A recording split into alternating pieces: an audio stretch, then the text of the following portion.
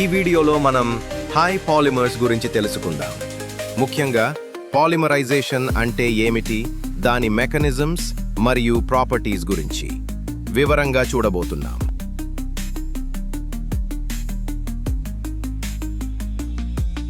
Degree of polymerisation అంటే ఒక polymer చైన్లో ఉన్న రిపీటింగ్ యూనిట్స్ సంఖ్య. దీనిని N తో సూచిస్తారు.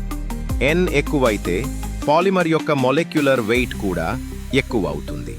దానివల్ల స్ట్రెంగ్త్, టఫ్నెస్ పెరుగుతాయి. కానీ ప్రాసెస్ చేయడం కొంచెం కష్టమవుతుంది. మొలిక్యులర్ వెయిట్ పాలిమర్ ప్రాపర్టీస్ పై చాలా ప్రభావం చూపుతుంది. హై మొలిక్యులర్ వెయిట్ ఉన్న పాలిమర్స్ ఎక్కువ స్ట్రెంగ్త్, ఎక్కువ డ్యూరబిలిటీ ఇస్తాయి. కానీ అవి విస్కస్గా ఉంటాయి, అంటే ఫ్లో అవ్వడం కష్టం. Chain growth polymerization. Chain growth పాలిమరైజేషన్లో అన్సాచురేటెడ్ మోనోమర్స్ డబుల్ బాండ్ ఉన్నవి ఒకదాని తర్వాత ఒకటి చైన్గా కలుస్తాయి. ఈ ప్రాసెస్ చాలా ఫాస్ట్గా జరుగుతుంది. ఇందులో బై ప్రోడక్ట్స్ ఉండవు. Step growth polymerization. Step growth పాలిమరైజేషన్లో ఫంక్షనల్ గ్రూప్స్ ఉన్న monomers OH, COOH slowly react అవుతూ పెద్ద పాలిమర్గా మారుతాయి.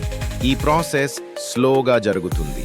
ఇందులో వాటర్, అమోనియా లాంటి స్మాల్ మాలిక్యూల్స్ బయటకు వస్తాయి. Connect again.